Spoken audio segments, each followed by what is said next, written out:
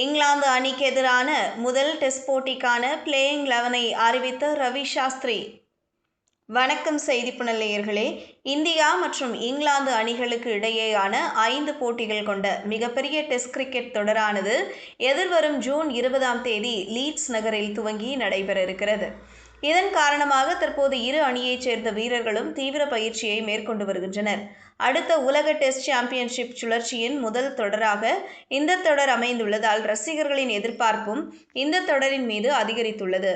ஏற்கனவே இந்திய அணியின் கேப்டன் ரோஹித் சர்மா மற்றும் அனுபவ வீரரான விராட் கோலி ஆகியோர் டெஸ்ட் போட்டிகளில் இருந்து ஓய்வு பெற்றதால் இளம் வீரர்களை கொண்ட இந்திய அணி இந்த தொடரில் பங்கேற்க இருப்பது மிகப்பெரிய எதிர்பார்ப்பை ஏற்படுத்தியுள்ளது.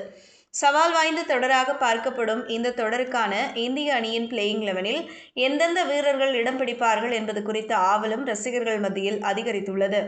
ஏற்கனவே இந்த தொடருக்கான இந்திய அணியின் உத்தேச பிளேயிங் 11-ஐ முன்னாள் வீரர்கள் பலரும் தேர்வு செய்து வெளியிட்டு வருகின்றனர்.